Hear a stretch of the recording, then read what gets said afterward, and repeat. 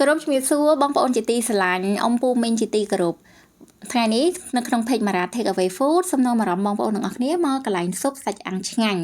បងប្អូននៅខាងទួលបង្រនៅខាងសន្តិភាព2ផ្លូវជាលី3ចកាដងមានស្គាល់ទេស៊ុបសាច់អាំងឆ្ងាញ់ហ្នឹងហើយបើសិនជាអ្នកណាស្គាល់ជួយ comment នៅក្នុង page Mara ផងហើយបើសិនជាបងប្អូនដែលមិនបានស្គាល់នាងខ្ញុំនៅក្នុង page Mara សូមអញ្ជើញបងប្អូនមកទស្សនាហើយនឹងនិយាយថាមកស្គាល់នៅទីតាំងដ៏ឆ្ងាញ់កន្លែងស៊ុបសាច់អាំងនេះផងដែរគឺមានតាំងពីស៊ុបមានតាំងពីសាច់អាំងឬក៏យើងចង់យក 2 in 1 ស៊ុបហើយនឹងសាច់អាំងក្នុងដូចថាជាមួយគ្នាក្នុងការដែលញ៉ាំហ្នឹងក៏បានស្រេចចិត្តហើយមានតាំងពីបាយឆាគ្រឿងសមុទ្រគ្រឿងពងហើយគឺមានទាំងអស់គ្រប់មុខតែម្ដងហាងធំដែលគាត់ដូចថាមានស៊ុបអីពិសេសដូចជាស៊ុបគីឬស៊ុបស៊ីឈាន់អីនៅខាងបរិយាភពថ្មី2គឺមានទាំងអស់តែម្ដងហើយចំពោះបងម្ចាស់ហាងក៏គាត់បានប្រាប់ខ្ញុំថាគាត់មានបទពិសោធន៍ជំនាញក្នុងការធ្វើចុងភៅនេះរយៈពេល2-10ឆ្នាំហើយអូនិយាយពីជំនាញមែនតែម្ដងហើយចំពោះដែលការដែលគាត់រៀបចំមកនោះគឺស្អាតមែនតែមិនចាញ់ហាងនៅថាភ្នំពេញហាងធំអីចឹងណានិយាយទៅគឺតម្លៃហើយមួយទៀតនិយាយពីតម្លៃបងប្អូនសមរម្យណាខ្ញុំនិយាយមិនមែនថានេះអីគឺតម្លៃសមរម្យហើយនិយាយពីរសជាតិការរៀបចំហ្នឹងគឺ perfect តែម្ដងខ្ញុំឲ្យបន្ទុកគាត់ rate 10 លើ 10 តែម្ដងហើយចំពោះរសជាតិវិញគឺឆ្ងាញ់មែនតែនហ្មងណានៅពេលដែលខ្ញុំដឹងថាកន្លែងគាត់នៅខាងបរិយាភពថ្មី2ស៊ុបសាច់អាំងហ្នឹងមានរសជាតិឆ្ងាញ់អញ្ចឹងទៅយើងគឺនេះខ្ញុំឥឡូវអត់ទៅហាងដូចថាធំទៀតទេព្រោះទី1សេវលុយទី2ទៀតរសជាតិឆ្ងាញ់ដូចគ្នាទី3គឺខ្ញុំស្រឡាញ់បរិយាកាសគឺអង្គុយបដើខ្យល់អាកាសលះហ្មងណាអញ្ចឹងវាធ្វើឲ្យខ្ញុំមានអារម្មណ៍ថាមិនបាច់ចាំបាច់ទៅណាទៀតទេណោះនៅនឹងទៅញ៉ាំនឹងអីនឹងទៅបងប្អូនឃើញទេមួយឆ្នាំងបុបតែម្ដងហើយដល់ពេលដាក់ទៅស្អីក៏មានចង់មឹកបកាសាច់គោអូស្ត្រាលីកំហក់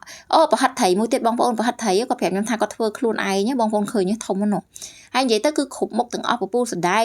ចង់ឈាមទាឬក៏ស្អីនិយាយទៅគឺស៊ុបដែលនៅថាផ្សារទំនើបអីធំមានអីគឺគាត់មាននឹងតែម្ដងហើយបើសិនជាបងប្អូនចង់ញ៉ាំនៅទីតាំងអញ្ជើញមកដល់ទីតាំងគាត់តែបើបងប្អូនថាអូយរវល់ហត់ណាអត់មានពេលមកទេអញ្ចឹងបងប្អូនអាចតាក់ទងតាមលេខទូរស័ព្ទទៅឲ្យគាត់ដឹងជូនឲ្យដល់ទីតាំងក៏បានដែរហើយចំពោះបងប្អូនសម័យមើលនៅពេលញ៉ាំស៊ុបហើយដាក់គោកាជក់ទៀតមក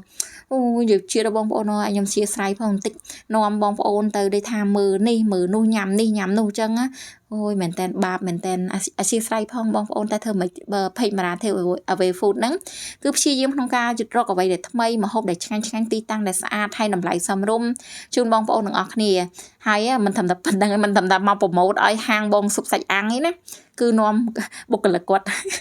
រំ TikTok ទៀតនិយាយអញ្ចឹងមិនត្រឹមតែ review ប៉ុណ្្នឹងបង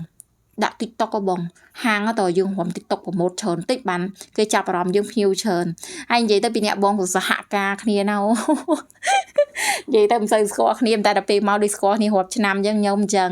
ហើយអញ្ចឹងទៅដល់ពេលដំបូងពួកគាត់រៀងអត់ហ៊ានទេខាងបុគ្គលិកដល់ពេលរាប់បាន2បត់ទៅអូនិយាយពីរស់រវើកដៃជើងហើយអញ្ចឹងបងប្អូនបើសិនជាចង់ញ៉ាំស៊ុបសាច់អាំងឆ្ងាញ់អាចមកខាងបរិយាភពថ្មី2បានហើយអញ្ចឹងទៅធានាថារសជាតិឆ្ងាញ់បរិយាកាសល្អគឺខ្យល់អាកាសល្ហើយស្រួលតែម្ដងតម្លៃវិញគឺសមរម្យតែម្ដងហើយអញ្ចឹងអរគុណបងប្អូនដែលបានទស្សនានៅក្នុង page Mara Take Away Food